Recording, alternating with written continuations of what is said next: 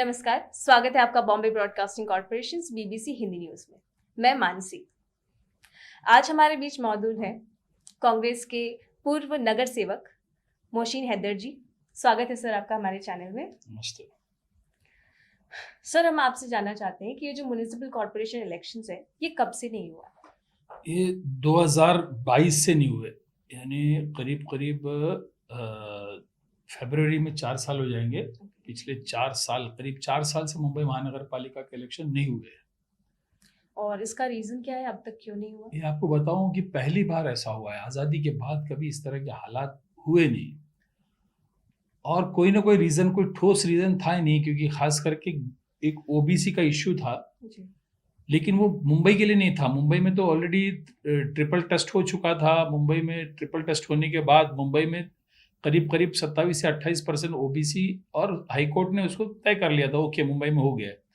तो लेकिन औरंगाबाद और दूसरे कॉरपोरेशन का इश्यू सॉर्ट आउट नहीं हुआ था। अगर राज्य सरकार चाहती तो वो करवा पाते। वो बोलते हैं कि मुंबई हम करने के लिए तैयार है, कि मुंबई में वो जो ट्रिपल टेस्ट हो गया और हाईकोर्ट ने मान्यता भी दी है, तो मुंबई का कोई इश्यू था नहीं। लेकिन क्योंकि मुंबई के कॉरपोरेशन का इलेक्शन कराना नहीं था, राज्य सरकार ने अपने एडमिनिस्ट्रेटर बिठाया। अभी जो भी हुकूमत सत्ता आएगी, हमारी मांग रहेगी कि ये जो कार्यकाल 4 साल गुजरा है, इस पे जो कारोबार हुए उस पे तहकीकात तो नहीं चाहिए।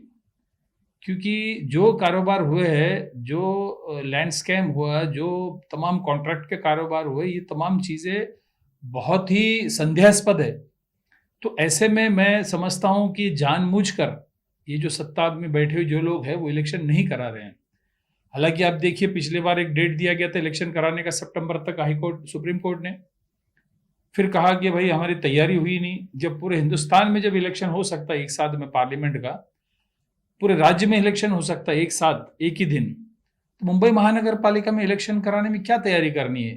तो साफ जाहिर है कि नीयत सही नहीं है, इलेक्शन कराना नहीं चाहते हैं। राज्य सरकार ने अपने ब्यूरोक्रेसी के थ्रू अपने हाथ में मुंबई कॉरपोरेशन रखा है। एशिया का सबसे मालदार कॉरपोरेशन है। ये मैं समझता हूं कि हाथ से जाने नहीं देंगे लोग। अभी भी मुझे संदेह है, अभी भी कोर्ट ने कहा है कि इलेक्शन कराना है 31 जनवरी से पहले, लेकिन मुझे संदेह है कि इलेक्शन अभी भी कराएंगे। क्योंकि मुंबई कॉरपोरेशन की आप हालत देखोगे, आज हालत इस तरह है कि मुंबई कॉरपोरेशन में काम करने वाले कर्मचारी, एम्प्लॉयज़, वो डरे हुए हैं कि हमारे पेंशन, हमारे जो पेंशन है, हमारे जो तमाम चीज़ें हैं, हमारी तनख्वाह है, जो जो काम कर रहे हैं उनकी तनख्वाह नहीं है, उनका पेंशन, ये हमें वक्त पे मिलेगा नहीं मिलेगा। कि आज भी करीब करीब, अगर पीटी केस, अगर मैं तो फोर्थ क्लास एम्प्लॉय की बात बता रहा हूँ आपको, जो झाड़ू खाते में काम करने वाले गरीब गुरबा इस तरह के, और आपको बता दूं कि इनकी लाइफ स्पैन भी बहुत कम है। जो लोग फोर्थ क्लास के एम्प्लॉय है, आप उस पर लाइफ स्पैन उसका जो है 60 साल के ऊपर कोई मुश्किल से जाता है। क्योंकि तमाम बीमारियों का, कि मुंबई का जो एनवायरनमेंट है, जो सफाई करना, उनमें दिन बार उसके अंदर रहना, उनका जो है उम्र जो है 60 साल के ऊपर जाना बड़ा मुश्किल होता है। ऐसे में जो पीटी केस होता है, अगर समझो कोई इनके काम करने वाले का इंतकाल हो जाता है, उसके बाद जो उनकी औलादों में से किसी को जॉब देना, 3-3, 4-4 साल तक उनको जॉब नहीं दिया जाता है। तनख्वाह बराबर अभी जो है, अभी तक तो मिल रहा है, आने वाले दिन तनख्वाह मिलेगा कि पता नहीं। ऐसे हालत मुंबई महानगर पालिका की कर दिया है, और मुझे उम्मीद नहीं कि अभी भी इलेक्शन जल्दी वो कराएंगे। सर, हम आपसे जानना चाहते हैं कि जो म्युनिसिपल कॉर्पोरेशन का जो साल भर का बजट है वो कितना होता है सर? मुंबई महानगर पालिका में आपको बता दूं, ये हिंदुस्तान के कहीं 6-7 राज्यों से बड़ा बजट है। इसके छोटे छोटे स्टेट्स है ना, उससे बड़ा है ना। गोवा जैसा स्टेट से भी ज्यादा इसके बजट से, छोटे छोटे स्टेट, सिक्किम है, मेघालय, नागालैंड, ये तमाम स्टेट से ज्यादा बजट मुंबई महानगर पालिका की है। अभी जो है 75,000 करोड़ की बजट जो है अभी इस बार कॉरपोरेशन ने ऐलान किया है, और ये बजट जो है कई स्टेट से बढ़ा है, और एशिया का सबसे मालदार म्युनिसिपल कॉरपोरेशन मुंबई कॉरपोरेशन को कही जाती है। तो इसका एक अहमियत है, इसका एक हिस्टोरिक वैल्यू है। आपको पता है कि 1872 में कॉरपोरेशन बना, 1872 में कॉरपोरेशन बना, 1888 में कायदा बना, बीएमसी का एक्ट जो है 1888 का है। और आपको बता दूं, उस जमान आज भी गुजरात के कई सिटी में मुंबई म्युनिसिपल कॉरपोरेशन एक्ट लागू है, क्योंकि वो आज़ादी से पहले का कॉरपोरेशन है। बहुत ही आप हैरान होंगे, आज़ादी से पहले म्युनिसिपल कॉरपोरेशन के जो एक इजलास थे, जो हॉल थे जहाँ मीटिंग होती थी जनरल बॉडी की, तो वहाँ पुलिस की तरफ से भी लोग आके बैठते थे, क्योंकि महाराष्ट्र राज्य बना नहीं था, तो पुलिस की तरफ से भी, पुलिस कमिश्नर का भी वहाँ पर बैठना होता था। तो इस तरह का एक हिस्टोरिक सिटी मुंबई है और बहुत वैल्यू है इसकी, और बहुत ज़बरदस्त बजट है, बजट की कोई कमी होती नहीं है इसमें, और सरप्लस में हमेशा रहता है। अभी भी देखिए आप, म्युनिसिपल कॉर्पोरेशन का जो बजट, जो डिपॉजिट्स है, इसको ठेई बोलते हैं, वो अभी 92 करोड़ रुपये, 92,000 करोड़ रुपये था। अब वो घटना शुरू हो गया, कभी आज तक घटा नहीं, घटते घटते घटते उसी पैसे का जो है खर्च अभी मौजूदा हुकूमत एडमिनिस्ट्रेशन के जरिए कर रही है। अभी मुझे लगता है कि 60-62 पे आ गए, यानी जो इनका टेई है, इनका जो डिपॉजिट है वो कम हो रहा है अभी। और आपको बताऊं, जो डिपॉजिट होता है वो डिपॉजिट कॉन्ट्रैक्टर का पैसा होता है, उसमें म्युनिसिपल के जो एम्प्लॉयज़ है उनके पेंशन के निधि होते हैं, उनके अपने पैसे होते हैं, तमाम चीज़ें डिपॉजिट में होते हैं। तो वो धीरे धीरे कम हो रहा है, इसीलिए एम्प्लॉयज़ घबरा रहे हैं। सर, जैसा आपने बताया कि म्युनिसिपल कॉर्पोरेशन मुंबई का जो बजट है वो कई स्टेट्स के ज़्यादा है, बहुत ज़्यादा है। तो सर, इतना बजट होने के बावजूद भी जो स्कूल्स हैं, कॉलेजेस हैं, सड़कें हैं, हॉस्पिटल्स हैं मुंबई में, उनकी हालत इतनी ख़राब क्यों है? मैं वही बताता हूँ, ये लोकल सेल्फ बॉडी जो है, इसको आप समझोगे, ये हमारे राजीव गांधी जी जब थे, तो उन्होंने लोकल सेल्फ गवर्नमेंट को बहुत ज़्यादा पावर दिया था, जो पहले नहीं था, जिसको पंचायती राज कहते हैं। वो panchayat 74th amendment, 73rd amendment, ये दोनों कॉन्स्टिट्यूशन, दस्तूर हिंद में इसमें फेरबदल करके दोनों अमेंडमेंट किया था।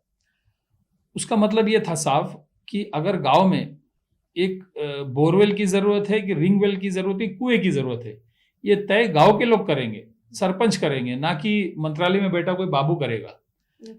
क्योंकि जो गांव की जरूरत है गांव के लोग करेंगे। इनको इतना पावर जो है 73rd 74th अमेंडमेंट कॉन्स्टिट्यूशन में करके आदरणीय राजीव गांधी जी ने दिया था, डिसेंट्रलाइजेशन किया था, यानी पंचायती राज के जरिए उसी कॉर्पोरेशन, म्युनिसिपल कॉर्पोरेशन को जो ताकत मिली है, जो आज वार्ड काउंसिल आप देख रहे हो, ये तमाम चीजें उसी के तहत मिला गया है। यानी पब्लिक को जो है इलेक्टेड रिप्रेजेंटेटिव को ताकत, तो पंचायती राज का एक मकसद था, लोकल सेल्फ गवर्नमेंट जिसको बोलते हैं। लेकिन धीरे धीरे धीरे उसको आप देखिए, 4 साल इलेक्शन नहीं कराना, इसका साफ मतलब है कि डिसेंट्रलाइजेशन को आपने सेंट्रलाइज कर दिया है। मुंबई कॉर्पोरेशन में आज बहुत बड़ा कोई काम लेना हो, कॉन्ट्रैक्ट लेना हो, भले कमिश्नर एडमिनिस्ट्रेटर है, लेकिन फैसला जो है मंत्रालय से, आदरणीय मुख्यमंत्री महोदय के दफ्तर से ही होता है। तो छोटे छोटे ये तमाम चीज़ों के लिए जो है वो डिसेंट्रलाइजेशन था, तो उसको फिर से सेंट्रलाइजेशन करने का काम किया है। आज आप देखोगे, जब म्युनिसिपल कॉर्पोरेशन था, जब भी तमाम तकलीफें होती थी, बहुत से चीज़ें होती थी, सड़कों की हालत, अस्पतालों की आप बात कर रहे हो, ये तमाम हालत खस्ता उस दौरान। अब जब सत्ता ही नहीं है, कोई हुकुम मुंबई म्युनिसिपल कॉर्पोरेशन में सत्ताधारी नहीं है, कोई एडमिनिस्ट्रेशन पर किसी की पकड़ नहीं है और लगाम नहीं है किसी के एडमिनिस्ट्रेशन के ऊपर, तो आप समझ लीजिए क्या हालत होता होगा। आपको बता दूं, अलग अलग जो है, इससे पहले जब सीएम थे एकनाथ शिंदे साहब, उन्होंने एक बड़ा ऐलान किया था। ऐलान तो बहुत अच्छे से करते हैं, बहुत अच्छे से ऐलान होते हैं, बहुत अच्छा लगता है ऐलान सुनकर। आप म्युनिसिपल कॉर्पोरेशन के कमिश्नर का बजट सुनिए, कमिश्नर का बजट सुन के आपको स्टेटमेंट सुन के इतना अच्छा लगेगा, बहुत खुशी मिलेगी आपको, लेकिन इम्प्लीमेंट होता नहीं है। आदरणीय मुख्यमंत्री जो अभी के उप मुख्यमंत्री एकनाथ शिंदे जी ने कहा था, प्रिस्क्रिप्शन लेस, हर हॉस्पिटल में प्रिस्क्रिप्शन लेस, यानी आपको बाहर से एक दवा नहीं मंगाई जाएगी। जब बाहर से दवा नहीं मंगाई नहीं जाएगी, तो हॉस्पिटलों में हमने सवाल किया, केएम हॉस्पिटल के अंदर मेडिकल स्टोर की जरूरत क्या है, जब दवाई आपको बाहर लेनी नहीं पड़ेगी आपको, ये उन्होंने ऐलान किया था। लेकिन आज म्युनिसिपल हॉस्पिटल में जाइए, कूपर हॉस्पिटल में जाइए, वहाँ सिरिंज भी नहीं है, सिरिंज, सादा सिरिंज आपको बोला जाएगा कि सामने मेडिकल की दुकान से लाइए। मतलब कॉर्पोरेशन का ये जो बजट, करोड़ों का बजट जो आपको बताया, तो ये कहाँ जाता होगा, ये आप पत्रकार के माध्यम से आपको ढूंढना पड़ेगा कि म्युनिसिपल कॉर्पोरेशन नहीं है, सभागृह नहीं है, सभागृह होता, अलग अलग कमेटी होती थी, वहाँ पर स्टैंडिंग इम्प्रूवमेंट कमेटियाँ हो, और जहाँ पर हेल्थ कमेटी, वहाँ पर लोग अपना मुद्दा उपस्थित करते थे। आप कोई पुरसाने हाल नहीं, कोई लगाम नहीं।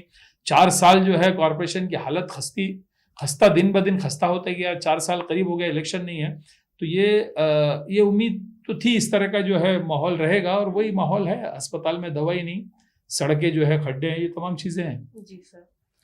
सर, अभी मुंबई अध्यक्ष कोई खान महापौर बन जाएगा, तो जिस खान से आपत्ति थी उसी खान को अवार्ड भी दिया।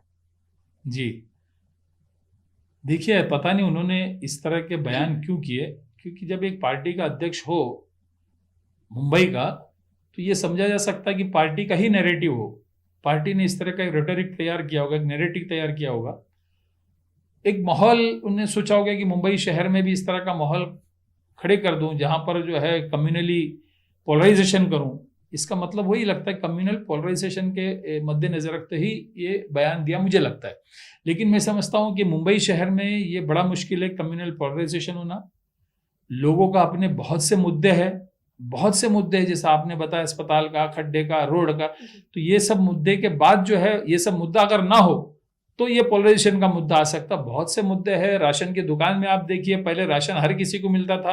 अभी आपका अगर 60,000 अगर सालाना इनकम, मतलब एक फैमिली का 60,000 सालाना इनकम हो, यानी एक फैमिली का 5,000 रुपया महीने का इनकम हो, तो उनको भी राशन बंद कर दिया गया है।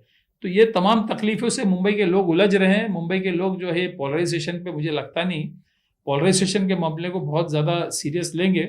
और ये फेलियर है, क्योंकि 4 साल का जो है इनका सत्ता रही है, सत्ता में कुछ कर नहीं पाए। लोगों में जो है हंगामा है, लोग इंतज़ार है कि कॉरपोरेशन इलेक्शन आ जाए, इनको जवाब दे। तो ऐसे में कहीं ना कहीं गुमराह करने के लिए मुझे लगता है कि अध्यक्ष बीजेपी के इस तरह का बयान किया हो। और वरना खान से मुझे लगता है कि कोई दिक्कत होनी नहीं चाहिए। मुंबई कॉरपोरेशन में कहीं मुस्लिम महापौर रहे, हर मज़हब के लोग रहे, ईसाई भी रहे हैं, यहूदी भी रहे हैं, हिंदू भी रहे हैं, हर प्रांत के लोग रहे हैं, ज्यू भी रहे, यानी यहूदी भी रहे, फारसी भी रहे, और मुस्लिम जो है 5-6 मुस्लिम महापौर रहे। आखिर में एयू खान करके जो एमयू खान 1981 में रहा है। तो कोई इस तरह का मुद्दा या कोई मज़हब से ये कोई इश्यू नहीं है। मुंबई का महापौर के पास कोई एग्जीक्यूटिव पावर होता नहीं है। जैसे आप देखोगे लंदन के मेयर, न्यूयॉर्क के मेयर, उनके पास एग्जीक्यूटिव पावर है, पुलिस का पावर है। तो मुंबई महापौर का सिर्फ एक डेकोरेटिव हेड है। उनका काम है कि कॉरपोरेशन का जब सभागार चलता तो उसको चलाया जाए, एग्जीक्यूटिव पावर नहीं है। ये मुंबई के लोग जानते हैं। पता नहीं आप किसको गुमराह करने के लिए इस तरह। और खान से क्या तकलीफ है? खान से तो आप देखोगे, खान जो होते हैं कि वो एक तरफ पश्तूनी लोगों को खान बोलते हैं। खान में बहुत खूबियाँ है, इनको क्यों खूबियाँ नजर नहीं आते? खान आप देखोगे कि बोला जाता है कि खान तो एक शत्रुघ्न सिन्हा की फिल्म बनी थी, राज कपूर, खान दोस्त। यानी खान अगर दोस्त हो तो फिर कोई फिक्र करने की जरूरत नहीं। तो मुझे लगता है कि इनको कोई अच्छा खान से इनका जिस दिन वास्ता पड़ेगा तो ये इस तरह के जो इनके जहन में जो फितूर है वो निकल जाएगा। तो एक बेहतर खान से मुलाकात करना चाहिए कि खान में बहुत खूबियाँ है, मेहमान नवाज होते हैं, दोस्त के लायक होते हैं, वफादार होते हैं, इस तरह के बहुत सी चीज़ें हैं। तो अच्छा खान जिस दिन मुलाकात हो जाएगी तो उस दिन ये फितूर दिमाग से निकल जाएगा। सर, अभी कुछ टाइम पहले एक प्रेस कॉन्फ्रेंस रखी गई थी जिसमें वर्षा ताई भी थी। तो सर, उसमें पलट जवाब में अमित साटम जी ने आप पे आरोप लगाया, उस पर आप क्या कहना चाहेंगे? देखिए, मुंबई कांग्रेस की तरफ से हर हफ्ते एक तरह का प्रेस कॉन्फ्रेंस हम लोग लेते हैं। मुंबई के जो ये सरकार की जो खामियां है, सरकार जो है जमीनें, म्युनिसिपल कॉर्पोरेशन की बहुत से जमीनें, सिर्फ ये जूहू वाली जमीनें 207 सीटीएस की आपका जिक्र कर रहे हो, क्रॉफर्ड मार्केट के बाजू में एक जमीन म्युनिसिपल कॉर्पोरेशन की थी, वो इन्होंने बेच दी 350 करोड़ में। जो एक सीमेंट का जो है प्लांट वहां पे हुआ करता था, अभी है वर्ली में, वो इन्होंने बेच दिया। यानी कॉर्पोरेशन ने अपनी जो जमीनें, पुश्तों में जो कॉर्पोरेशन सालों से, कई साल की जो जमीन है वो बेचना शुरू कर दे। तो हम लोग एक मीटिंगें लेते हैं इसके ऊपर, प्रेस कॉन्फ्रेंस करते हैं, कॉन्ट्रैक्ट जो ये लोग देते हैं अपने अपने चाहते कॉन्ट्रैक्टरों को, जो अभी जो है साल भर पहले फर्म रजिस्टर किया जाता है, उनको 500 करोड़ 5,000 करोड़ इस तरह के करोड़ों का जो है कॉन्ट्रैक्ट दी जाती है। कोई ना कोई तो रोकने लगाने वाला चाहिए, कोई ना कोई सवाल करने वाला चाहिए। तो हमने सवाल किया, गलत तो नहीं किया। हमारे यहाँ पर 207 जो सीटीएस जो हम पहले कॉर्पोरेट हुआ करते थे, म्युनिसिपल कॉर्पोरेशन की एक जमीन जो एसडब्ल्यूडी की जमीन, और खास करके हाईकोर्ट ने भी डायरेक्शन दिया जो रिजर्वेशन जिसके लिए वो उसी के लिए इंप्लीमेंट करनी चाहिए। तो वो जमीन 2009 में एक बार एनओसी दी जाती है, जब भी सत्ता में बीजेपी ही, इनके ही पार्टी सत्ता में थी म्युनिसिपल कॉर्पोरेशन में, तो उसके खिलाफ हम लोग लड़ते हैं। और उसके बाद 13 साल के बाद फैसला दिया। और अजीब बात तो यह है कि उसमें विरोध करने में अभी के जो चीफ मिनिस्टर देवेंद्र फडणवीस एक आमदार थे, उन्होंने भी विरोध किया है कि ये गलत है, म्युनिसिपल कॉर्पोरेशन के प्लॉट जमीन किसी को नहीं देनी चाहिए, कॉर्पोरेशन खुद डेवलप करनी चाहिए। 13 साल लगा इनको जो है उस प्लॉट को मतलब एनओसी को कैंसिल करने के लिए। फौरन कोई एक नया डेवलपर आ जाता है, बोले वो उनको एनओसी दिया था, उनको एनओसी दिया था, मुझे दे दो। अरे उनको कैंसिल इसलिए किया कि बहुत से उसमें खामियां थी, उन्होंने कहीं पैसे बैंक के उठाए, ईडी हुआ, सीबीआई हुआ, तमाम चीजें हुआ, उसके नाम पे मुझे दो। और कॉर्पोरेशन 4 दिन में 5 दिन में एक फौरन दूसरे दिन लेटर में लिखता है इनको पुटअप कीजिए। तो ये एक बहुत बड़ा घोटाला हमको नजर आया, हमने उस पर मुद्दा रखा और आदरणीय वर्षाताई गायकवाड़ ने उस पर जो है सब पेपर डॉक्यूमेंट लेकर उसने अपने मुद्दा रखा। मैं समझता हूं कि एक मुंबई के कांग्रेस के अध्यक्ष वर्षाताई ने इस तरह का मुद्दा रखा हो तो एक दूसरे पार्टी जो बड़ी पार्टी है भाजपा जो है उसके अध्यक्ष को भी उसको कॉन्टेस्ट करना चाहिए, ना कि ऐसी बातें कर करके जो अपने आप को इतना नीचा करते, पता नहीं क्या वो फ्रस्ट्रेशन में रहा, मुझ पर पर्सनल हमला करने लगा। वो जो बातें है ही नहीं, जो पुरानी 20 साल 25 साल पुरानी बातें हैं, जिनको जो है पहले हमारे यहाँ पर जो है आमदार साहब के एक मैं आपको बता दूं, एक ऐसा शख्स है जो हर इलेक्शन लड़ता है, कॉर्पोरेशन भी लड़ता है, असेंबली भी लड़ता है, जो सभी अंधेरी के हर हम जानता है इनका फाइनेंसर कौन है, क्यों इलेक्शन लड़ता है, इनको इलेक्शन जीतने के लिए लड़ता है कि इलेक्शन जो है पोलराइजेशन करने के लिए वोट लड़ते हैं, ये सबको पता है। ये कम से कम 15 साल से यही मुद्दा चीख चीख कर बोल रहा है, लोगों ने उस पर जो है कोई यकीन नहीं किया, उसको आमदार साहब अभी बोलते हैं। तो ये मैं समझता हूं कि वो अपने पोजीशन, अपने प्रोटोकॉल से नीचे आने का काम किया है। उनको 207 के जो सीटीएस है जिनका सवाल किया है, वो म्युनिसिपल कॉर्पोरेशन को ज्यादा से ज्यादा फायदा कैसा हो सकता है। वहां के जो रहवासी है जिनको आमदार साहब ने प्रॉमिस किया था कि एक भी इलेक्शन के बाद भी वहां पर जाकर, मेरे पास वीडियो है, मैं आपको वीडियो दे सकता हूं, प्रॉमिस किया था कि एक भी लोगों को बेघर होने दूंगा नहीं। गवर्नमेंट की जो पॉलिसी है, हालांकि गवर्नमेंट की पॉलिसी है 2011 से पहले का जो गवर्नमेंट की पॉलिसी है कि उनको पात्रता देनी चाहिए। आमदार साहब ने भले वो बड़ाई में कह दिया कि मैंने पास किया, मैंने वो लाया, मैंने लाया, तुमको बाहर नहीं जाने दूंगा। इस तरह के वोट लेने के बाद, उनके मत लेने के बाद, उनके वोट लेने के बाद उनको बेघर किया जाता है। यहां तक हैरानी की बात ये है, वो स्वीपर्स लोग है, गरीब लोग है। आपको पता है कि उनके जो घर के जो बंगार चीजें वो बेचने के लिए म्युनिसिपल कॉर्पोरेशन ने कॉन्ट्रैक्टर लाया, यानी अपनी जमीन, अपने घर की सामान भी उनको उठाने नहीं दिया। इतने बेदर्दी के साथ, बेरहमी के साथ 86 लोगों को वहां से तुड़वा के भगाए। तो वो आज वो कहीं ना कहीं वो तमाम चीजें मैं ये समझता हूं, एक अशार में पढ़ना चाहूंगा कि जिंदगी खुद भी गुनाहों की सजा देती है। तो ये तमाम चीजें आदमी समझना चाहिए कि एक कुर्सी में बैठोगे तो इंसाफ करना चाहिए अपने लोगों को। अब जाहिर सी बात है 207 के साथ उन्होंने ये काम किया। अब दूसरे जो प्लॉट है जहां एसआरए हमारे यहाँ पर चल रहा है, वहां आप जाके बोलोगे कि मैं आपका हितकारी हूं, जिन्होंने आपको वोट दिया उनको आपने बेकार कर दिया, जो जिन्होंने आपको वोट नहीं दिया उनको आप क्या करोगे। तो हमारा सवाल तो सीधा है, हम लोग, मैं कहता हूं कि हम बिल्कुल, आपके माध्यम से कहना चाहूंगा, बिल्कुल डेवलपमेंट के खिलाफ नहीं है। हम तो चाहते कि 15-20 साल पहले जो लोग गए बाहर, उनको पहला कहीं ना कहीं रिहैब करके यहाँ पे लाना चाहिए। हमने तो सवाल यही किया है एसआरए से भी कि ये जो लोग हैं हमारे 5,500-6,000 लोग हैं, जो करीब करीब, मैं तो समझता हूँ कि 25 साल से जो मेरे साथ रहे, हर इलेक्शन में मुंबई शहर में सबसे ज्यादा वोट देके भी मुझे जीता है, तो उनका मेरा कर्तव्य बनता है कि उनके लिए लड़े, चाहे वो पर्सनल मुझे अटैक करे, चाहे मुझ पर केस दर्ज करे, उनकी सत्ता है, चाहे मुझे जो मेरे मुकद्दर में होगा उससे मेरा कोई वो नहीं है, लेकिन मैं आखिरी दम तक उनके लिए लड़ूंगा, चाहे अकेला भी रहे उनके लिए लड़ूंगा। और लड़ाई क्या है, डेवलपर कोई भी हो, इससे मेरा कोई मतलब नहीं। कमर्शियल आप जो बनाओ, मुझे पता चला कि दुबई मॉल जैसे एक मॉल बनाना चाहते हो, बनाइए, आप जो बनाइए, उससे कोई, लेकिन रिहैब जो है, जो तमाम लोग जो वहां पे रहते हैं, पुरखों से रहते हैं, आपको पता है कि मुंबई में आपको हर चीज मिलता, घर नहीं मिल पाएगा। जो सालों सालों से जो लोग रहते हैं, जिनके 2-2 3-3 पीढ़ियां गुजर गई, तो उनका अपना घर है, तो वो अपने घर की सेफ्टी के लिए रिहैब का, आपका कहाँ आप रिहैब बनाओगे, आप जो रिहैब बनाओगे उसका जो है प्लान सबमिट कीजिए। वहां जो है मस्जिद, मंदिर, गुरुद्वारा, चर्च वगैरह है, तो वो कहाँ आप दोगे, ओपन स्पेस कहाँ होगा, बालवाड़ी कहाँ होगी, ये तमाम चीजें तो ये तो हम हर आदमी को पूछने का हक है। वो तमाम लोगों की तरफ से मैं पूछ रहा हूँ, तो उनको लगता है कि नहीं पूछना चाहिए, ये नहीं चलेगा ना।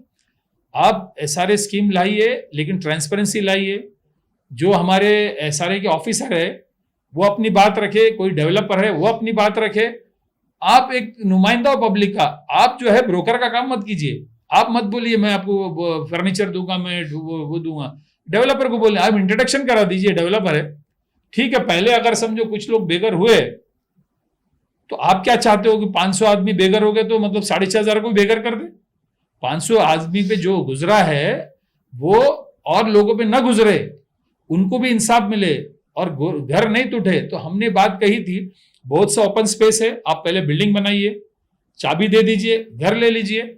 आप जहां सेल कंपोनेंट में आपको जो बनाना, आप मॉल बनाइए, सिनेमा थिएटर बनाइए, जो आपको बनाना बनाइए, लेकिन एक डिमार्केशन तो कीजिए, प्लान तो सबमिट कीजिए। ये इसमें आप मुझे बताइए कि मैंने क्या गलत सवाल किया। अब ये सवाल अगर करूं तो आमदार साहब को अलग ही जो है मिर्ची लगती है और तमाम चीजें। ये आवाम का सवाल है, ये सवाल मुझे नहीं आपको करना चाहिए। आप वहां के आमदार हो, आपके तमाम सवाल करने चाहिए। आपको अपने लोगों को प्रोटेक्ट करना चाहिए। आपको वोट दिया नहीं दिया, उसको प्रोटेक्शन करने का काम आपका है। आपको जो है डेवलपर या जो है बिजनेसमैन को प्रोटेक्शन दीजिए, उनको प्रोटेक्शन का मना नहीं करते, लेकिन सबसे पहला वोटर को देना चाहिए। तो ये मेरा सवाल है, ये आज भी है, कल भी रहेगा।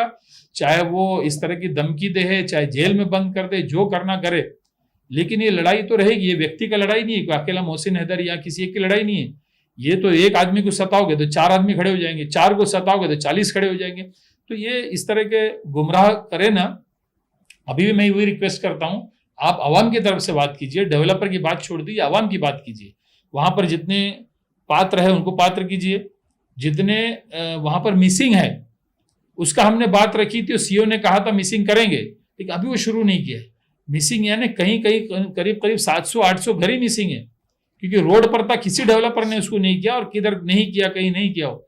और दूसरी बात यहां तक कि जब गवर्नमेंट ने 2011 तक का पात्र कहा गया हो, 2003-4 में एनेक्सर बनता, उसमें जिक्र नहीं है। 2011 से पहले अगर प्रूफ है, डॉक्यूमेंट है, घर है, उसको पात्र कीजिए और सबको घर दीजिए। हमारा कोई ऑब्जेक्शन डेवलपमेंट के लिए नहीं है। आप मॉल बनाइए, थिएटर बनाइए, जो आपको बनाइए सेल कंपोनेंट में। ये मैं आपके माध्यम से कहना चाहता हूँ। Sir thank you so much, आपने इतनी सारी इन्फॉर्मेशन शेयर की हमारे चैनल के थ्रू। सर आपका यहाँ पर बहुत बहुत धन्यवाद। Thank you Mansi, thank you BBC, thank you Mansi. Yes sir, देखते रहिए Bombay broadcasting corporation, BBC Hindi news.